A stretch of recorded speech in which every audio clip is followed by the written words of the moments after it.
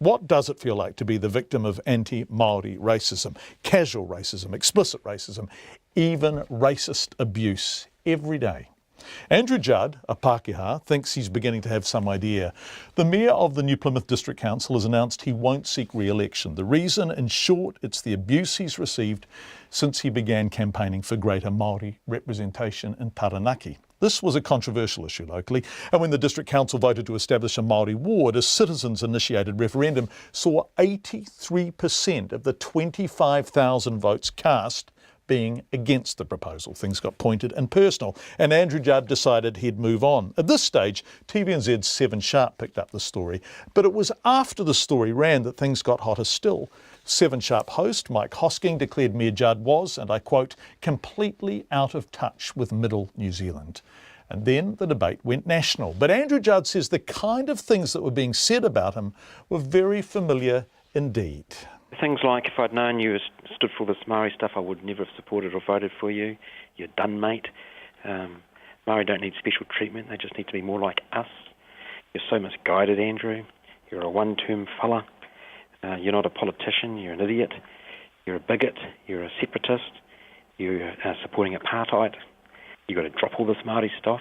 Andrew, you sound to me like you're reading this list out. Are you taking notes? I am reading my book. Yeah, so you are keeping notes of what people are saying to you. And who are they? So if we look back on those comments that you've just read out to us, what sort of person is saying that sort of thing to you? I've had comments like that from people that have just stunned me, which is why I've written it. And I don't want to, obviously I wouldn't say names, but people who are elected, and here's a classic of somebody who's elected. The loser must follow the laws of the victor, Andrew. So when you say elected, are you talking a fellow councillor there? No, a politician. Okay, a central government or a local government politician? Central government. And what did he or she say? The loser must follow the laws of the victor. Okay, of course there was a treaty, wasn't there? So, in fact, actually, that doesn't really acknowledge that at all, the loser-victor kind of attitude, does it? John, what it's reflecting is actually the question that I'm posing back to New Zealand, and that is, my gosh, have we moved anywhere? Have we? Then of course I'm thinking or saying, actually, and from my own experience, we've never had a proper conversation with each other in terms of Pākehā to Pākehā. It's like we've got this mental wall, and I say that from my own life's experience. I had no idea of any of this because I've never, ever had to walk in a Māori world. I mean, what was I, 50 when I was elected, and I'd never been on a marae. Yet here I am, the mayor of a province, so rich in Māori culture. Rich, yeah. I mean, Parihaka is not terribly far away from you. What, 40 minutes drive down the road? That's right. So I had no idea. I mean, I knew of it as a settlement, but nothing to do with what actually happened, and more importantly, how it all happened. For me, though, that journey, because you probably hear, why didn't you campaign on that sort of this thing? Well, I didn't actually have any idea until because we're going through the process of settlement with Te Aotearoa. And that's what started my journey, because I was given some reading information. Okay, so you started this journey, and since embarking on this journey and going public with your response to the journey, in an odd kind of way, even though you are Pākehā, have you been the victim of anti-Māori racism? Is that effectively what you're saying? Yes, it's exactly what I'm saying. So I'm not Māori at all, and I've not only come to realise this racism, I've felt it. And I mean, how lucky am I in the sense I can walk away from this job? I don't have to wake up tomorrow as Māori. People say what? What is the most common argument advanced against what you are saying now? They need to get off their backsides to stop holding their hands out for special privilege. And what's your response to that? Well, some people, it's just so hard to unpack because some have such anger in their voice, and some, you can have start a discussion where there's a bit of sympathy, but it eventually comes to the surface. Well, people get angry with you? Oh gosh, absolutely. And you've been spat at? It's been reported that you were spat at? Did that happen?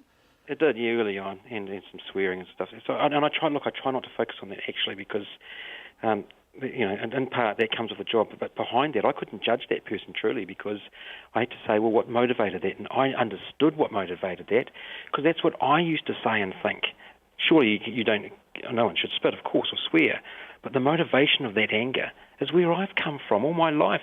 All those cliche, ignorant statements I used to have and feel. And I've had to challenge that in myself So I'm reflecting to people, look, I'm saying I'm a recovering racist because it was purely based on ignorance and arrogance and privilege, actually, because I didn't have to walk in a Māori world. Becoming the mayor, I had to walk in a Māori world because of, obviously, you're engaging in a wider sense, like first time on a marae. Then I looked into the eyes of real people that these things have real consequences to, who are still in pain from this. And I think here it's been thrown at me in a public forum. How must Māori feel having to watch all this? How would you feel as a person in your own country? And we wonder why we have such challenges. I've come to say, look, you can throw all the money you like at the challenges around settlement. If we haven't actually had an honest conversation with ourselves about the past happenings and our attitude from it, we'll never truly fix it. And it's not to name, shame or blame. It's to actually understand, to have empathy, to have tolerance, to realise that there are two worlds, actually. Māori have to walk in the Pākehā world, but there's no requirement on mainstream New Zealand to do anything Māori, except have this high almighty attitude. So the people who listen to you say that and say, I'm sick of hearing about bloody Maori, they want special treatment, we're all one people, we're all in this together, it's New Zealand. That's right. And do you hear that? All the time. All the time. How many times have you heard this? Just ad infinitum. Every day. Okay, so what do you say back to them? So I've got the answers to just pretty much everything thrown at me now. So the classic one is, we're all one now, Judd, get over it. And I say, well, if we're all one, let's all be Māori. Because what you're saying is, what? Whose version of one are you implying we should all be? Because the reality to that is, we have cultural differences. Yes, we're one country, one passport, one rule, one law, but there are differences. To say we're all one is to disregard the minority of the tangata whenua by implying they should be what? As someone said to me, they just got to be more like us. That's the first one that they're throwing at me. The other one, lady comes up in the street and says, you do realise when Māori get settlement, the first thing they do is go down to Michael Hill and buy gold watches. I said, really? Of course they do. And I said, who? So I said, well, who? Well, they all do it. No, local iwi here. Come on, Andrew, don't be silly. They all do that. I said, I've never heard of that. Do you really know that to be factual? Well, where did that come from? Because I think that's come from someone who's planted that thought in you. Because those thoughts were planted in me all of my life based on no actual knowledge. Okay, Andrew, I want to come in here because we've got a finite amount of time. Sorry, yes. And I get emotional. well, it's nice that you give a damn. I get passionate. Okay, yeah, that's clearly on the record. But there's going to be dual responses to what you're saying. I can imagine that some people who are listening will be just clapping and saying, "What a wonderful man," and other people who are listening will be saying, "What a PC lunatic." I get all of that. Yeah. So how do we reconcile those two strands? So what I've thought, all I can do as one individual is say this. I'm a European Pākehā New Zealand. I love my country. I was elected to the mayor of a district. I've come to realise what I didn't know. I'm standing up to say from that lack of knowledge, that held an attitude, I am a recovering racist. It doesn't matter what you think of me, and I no longer ask for your vote. I simply say, look into your heart and ask the questions I asked of myself, because only you can answer that honestly to yourself.